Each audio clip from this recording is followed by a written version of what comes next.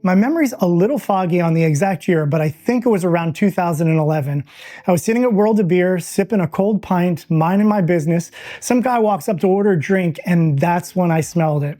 It wasn't loud or obnoxious, but it cut through the fried appetizers, old varnish, and Florida humidity before I even realized what I was smelling. Rich, bright, clean, sweet, a little smoky.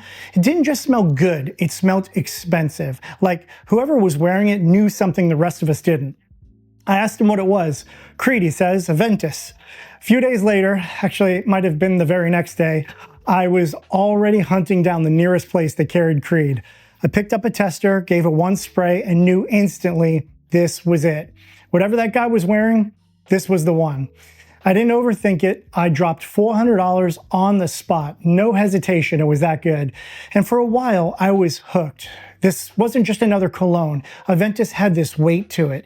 The kind of scent that walked into a room before you did and lingered after you left. People noticed, strangers asked. I got positive attention from all directions. But after a while, the thrill faded like it always does when something becomes familiar. So I did what a lot of people did back then. I went searching for something better. At first, I thought maybe there was something out there that kept what I love about Aventus and dialed it up even farther. The richness, the presence, that balance of fresh and smoky. Cedra Boisé by Mancera was the first I heard about, released the same year as Aventus 2011. It was woodier, more leathery. Nice in its own way, but not the same. Then came Club de Nuit Intense Man in 2015, the budget clone everyone talked about. Harsh lemon open, solid dry down, but again, close only counts in horseshoes.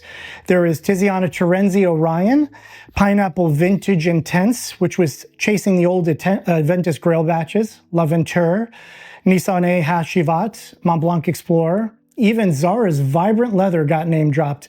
I smelled them all, bought most of them too, just hoping, chasing that maybe this one would finally dethrone the king. Spoiler, none of them did. It wasn't because they were bad. A few of them were genuinely great in their own right. But the truth is, you never forget your first. That first time a scent stops you in your tracks, that first time you realize fragrance can hit harder than you expected. That kind of magic doesn't come around often. Not from pineapple or from birch or from whatever twist the clone houses are pushing this year. Looking back, I spent hundreds, probably thousands trying to find something better. Blind buys, samples, full bottles. I even picked up a bottle of Clive Christian No. 1, Blind. It was hyped as the most expensive fragrance in the world per ounce. That alone hooked me, and I thought maybe this is the one. It wasn't. I still remember the letdown. It was well made, sure, but it didn't hit. And for the price, it should have knocked me over. All that time, all that money, and I still hadn't found a single thing to replace Aventus. I don't wear it much these days, maybe because it's gotten too popular, or maybe because I've changed, but I still keep a bottle, an older one, from back when the batches had more pineapple and less hype. Every now and then I'll spray it, and just for a second, I'm reminded of what it was like to smell something truly different, something that redefined what I thought a fragrance could do. That's the thing about scent. It's not just about what's in the bottle, it's about what it wakes up in you, and Aventus was the first one that did that. Not because it was perfect, but because it changed the way I thought about scent forever. All right, we're going to unbox around 10 or so, and we're going to make it as quick as possible. And we're going to decide if we want to keep any of these or if they're going away to find a new home on the pasture. All right, start with number 1. And I told myself I was going to make these easier to open, but I failed to do so. Okay, this one is Halloween Man. Halloween Man. Okay. It is eau de toilette. And I don't remember it at all. So this must have been one of those ones that I saw someone saying that it was just amazing and I had to have it. So I bought it and it probably went right on my shelf with spraying it once. So that shows you how memorable it is. Okay, it smells good, very good. It smells like every dude fragrance that's come out in the last, 5 years or so. Has that same feel to it. Nothing that I would write home about. Very pleasant. on the strong side, so much so I probably shouldn't have just sprayed it 3 times because it just gave me a headache, but it's definitely not gonna go on the shelf, I can tell you that much. All right, here's the next one. This is my favorite part. This is all that I really love doing.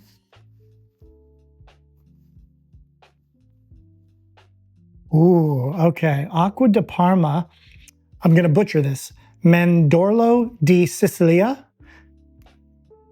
Oh my goodness. That is freaking good. It smells like vanilla Coke. Now, if you could just, with real sugar, not the diet stuff. Oh my God, that is good. 100% definitely going on the shelf. That is something I will wear. And it's funny that even though it feels on the heavier side, it also feels Florida at the same time. So that is definitely a 100% yes. All right, next bottle. That might be the best Acqua de Parma I have, aside from the one that has my dog engraved on it. Okay, Commodity Vetiver. I don't remember this, and I remember opening up another one, Vetiver Tonka, I'm sorry, and that one was not my cup of tea at all.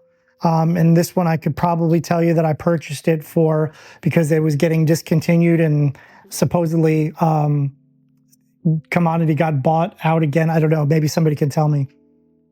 Okay, that's good. That's actually, it's a hell of a lot better than the Tonka one. This one smells, it actually smells like I could wear it. Now, would I wear it? I don't know. With all the rest of this stuff on here, I'm gonna go with no, it's not gonna go on the shelf, but it is good. So there's that. It's a lot, like I said, the Tonka one was a straight no, which I thought Tonka was like vanilla, but that definitely did not smell like vanilla at all. Ooh, okay, I remember this one. So this is a Paco Rabanne Invictus Aqua, but this is the one from 2016 that I guess everyone's like, oh, you've got to get the one from 2016. So that's what this is, and it's pretty much, you know, I would say 75%, you know, full. Let's see, I can't remember what this smells like. And again, this is one of those ones that, oh, that is good. That's really good. Okay, so this is one of those ones that I probably stopped wearing once everyone said, oh, it's so rare. And instead of enjoying it, I just like kept it as my little prize to you know, show it off. That's definitely going to go on the shelf. Now, you know, that might be one of those ones that, you know, if somebody says, you know, I have to have it and I don't mind parting with it, maybe I will, but I'm not in a rush to do so. All right, let's see what's in the next one. Okay, this one is George Zaharoff, which is one of my favorite fragrance houses. And it's funny, I've never met George Zaharoff, but I bought his original one, and I think it was because Jeremy Fragrance, someone said that you had to have his original George Zaharoff signature, whatever it was, and I bought that, and I was blown away by it. So what this is, there's a channel, TLTG, and I believe his name is Ross, really good guy. Actually followed him through his journey of becoming a pro bodybuilder, and when I say this person did a phenomenal job, let me tell you, holy crap. Like, it made me say, well, gee, I need to step up the bar and, like, you know, take it to another level. This guy transformed his body, and I'm sure he transformed his life too, but this was a fragrance that he did in conjunction with George Zaharoff. And the funny thing is I'm not a fresh fragrance fan, which sounds so counterintuitive living in Florida where I should only be wearing fresh fragrances. But this one, it's good. It's so good because it takes the backbone of what George Zaharoff has in his fragrances, but it adds like so much clean, fresh, like this you could wear to the office. And if there is even Karen wouldn't say you smell bad. Like, this is just really, really good. Absolute keeper, will not part with it. Not just because the fragrance is good, but because, you know, I like that YouTube reviewer, for one. For two, how freaking cool is it to be a person that you put yourself out there, you put yourself on the internet, and somehow you get discovered by a guy like George Zaharoff, and he says, hey, why don't we make a fragrance together? Like that, to me, I think that is freaking cool. Speaking of, George Zaharoff Signature Noir. Now, I remember getting a couple of different ones, and this one you could tell I've worn. Probably shouldn't have done 2 sprays there. Oh my God, so good.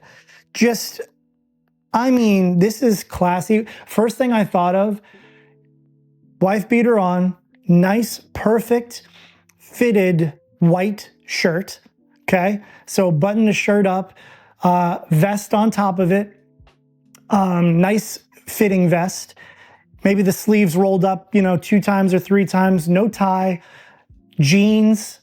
That's what this is. This is just a nice dinner out at a nice steakhouse, dressed up, your wife's, you know, in her best dress. Yeah, this is definitely a keeper, 100%, no questions whatsoever. All right, next. Yeah, I'm not going to want to stop today, but I'm going to.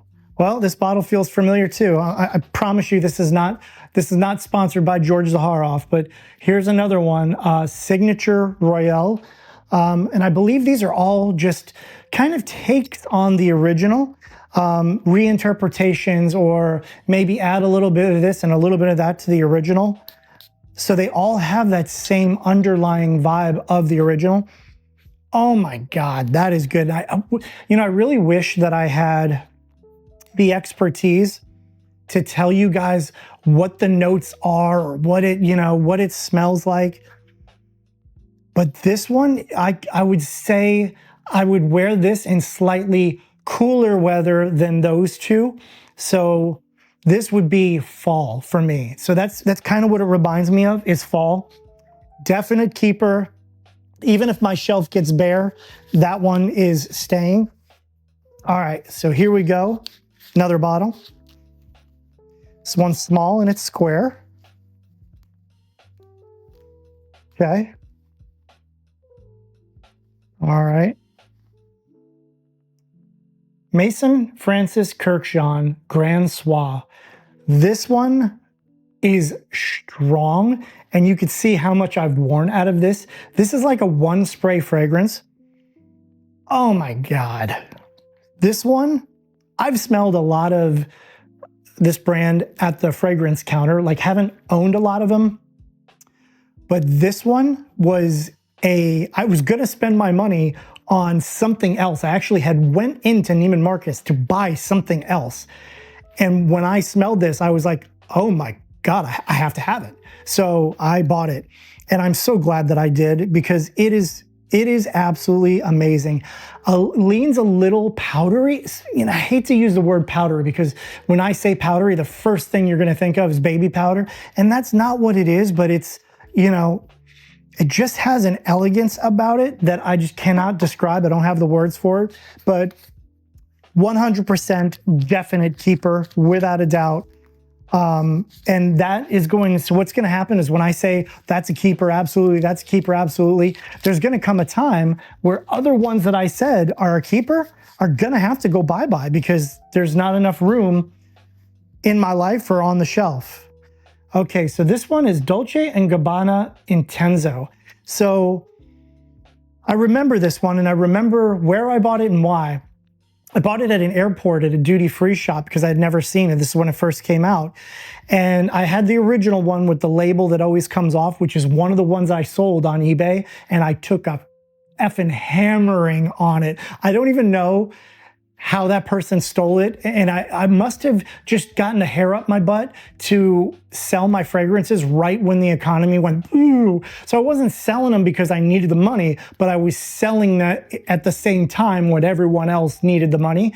So I was expecting it to like go for some good money, like just so I could ring the bell like George Costanza did.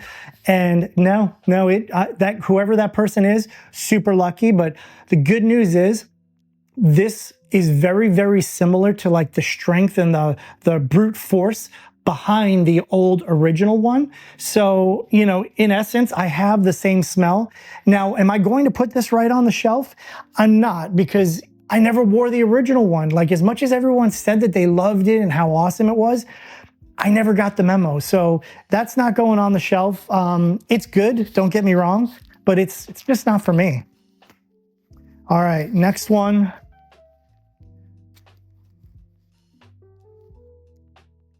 Costume International Homme Parfum. Now I remember this one, and I remember, you know who recommended this one was Brooklyn Fragrance Lover. He's no longer with us. Great guy. Actually, when we went to New York, I had a chance to meet him. Super cool guy. And he was wearing this. Yeah, this is really good. Oh my God. Yeah, it smells even better on the person, but it's like masculine and so unique. It's like one of those things to where it's like, you've never smelled anything like this, which is kind of odd. So yeah, this got great memories. So that's a definite yes. All right, next one. All right, here it is. George Zaharoff Signature Pour Homme. So this one is Signature Noir. This one is Signature Royale. This is the original Signature. So this is the one that I was talking about that just has that like, just, oh yeah. It is just like amazing elegance and class. I don't know what's in here, and I wish, again, I could rattle it off of like all of the different things that are in there. But that's a definite keeper, not just because it smells amazing, but also, again, you know, as far as like one of the house's brands, you know, perfumers, whatever you want to call it, I just always have been a fan of the Zaharoff brand. Since I got that first bottle, I was hooked. All right, so last one we'll do. So this one is Bond No. 9 New York Nights. And this one, I didn't buy it on the spot. So where I actually discovered this was when my wife and I were in New York City. We went to Bond No. 9 on Bond Street, and that's when this first came out. I smelled it, and I'm like, oh my God, that is amazing.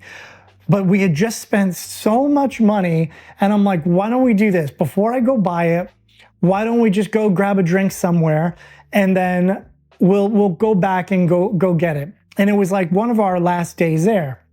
So we end up walking down the road to this bar called, it was an old ale house, real old, like talking about over 100 years old. It was called McSorley's.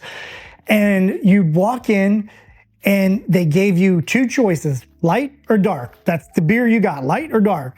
My wife and I was like, let's try light. Then we tried dark, then we tried some more light. Needless to say, we stayed at that place because it was so freaking cool for like hours. I don't know how we made it back to our hotel, but we did, and we skipped out going back on here. So what I did was, no one had the original bottle for sale, and it wasn't even at Bond No. 9 at the .com yet, but I ended up finding someone somewhere that had a tester. So it doesn't have the cap, but I got a tester of it, and it is phenomenal, and it has great memories, and it's staying in the collection. I'm not getting rid of it. But on that note, we'll call it a day. We'll pick it up in the next one. P.S. I'm not going to ask you to like, comment, or subscribe, but here's the truth. The algorithm doesn't care how much thought went into this. It doesn't know who it might help. It just pays attention to what people interact with. So if something clicked for you here, just consider subscribing. Not for me, but for the next person who needs to hear it, because maybe they follow you, or maybe they're you just a few steps ago.